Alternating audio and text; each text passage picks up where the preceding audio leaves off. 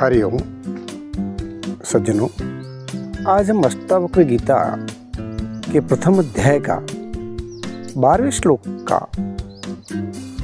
वर्णन करेंगे और समझने का प्रयास करेंगे कि अष्टावक्र जी ने राजा जनक को तीसरे श्लोक में क्या उत्तर दिया है। आत्मा साक्षी विभो पूर्ण एको मुक्तचित क्रिय असंगोनि स्पृह शांतो ब्रह्मात् संसार वानिव।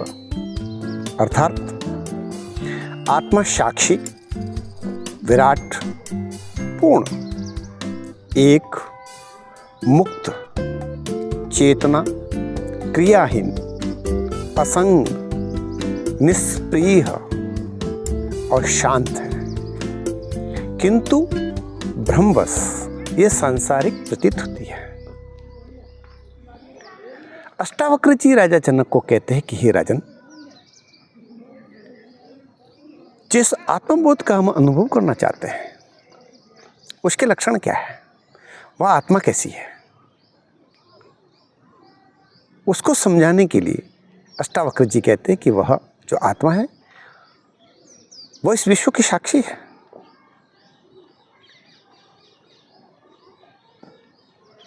विराट है, पूर्ण है, चेतना का नाम आत्मा है, पूर्णता का नाम आत्मा है, साक्षी का नाम आत्मा है, जो क्रियाहीन है, जो क्रिया नहीं करती। इस प्रकार अष्टावक्र जी कहते कि हे राजन, मनुष्य ने जो भ्रम से, जो हमारे हृदय के भीतर परम चेतना का निवास है, भ्रम से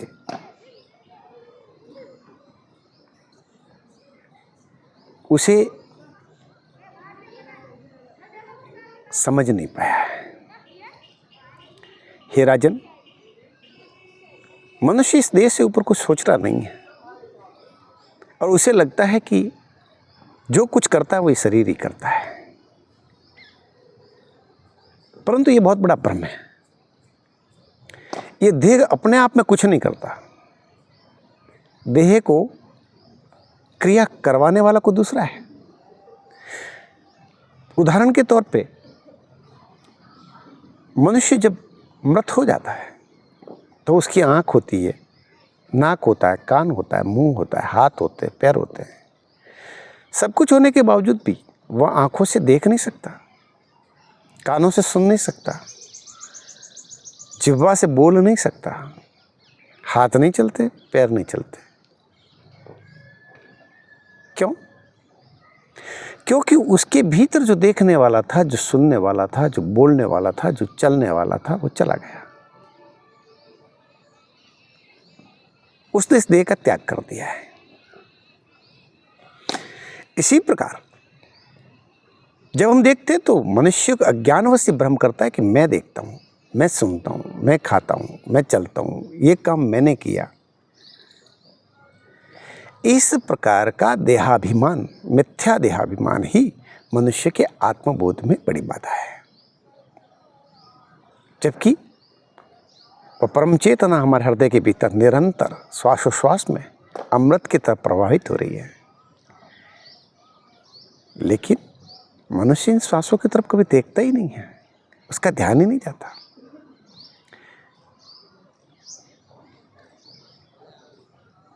निरंतर प्रतिक्षण जब हम सो जाते हैं तब भी ये श्वास ही है जो नित्य निरंतर चलती रहती है।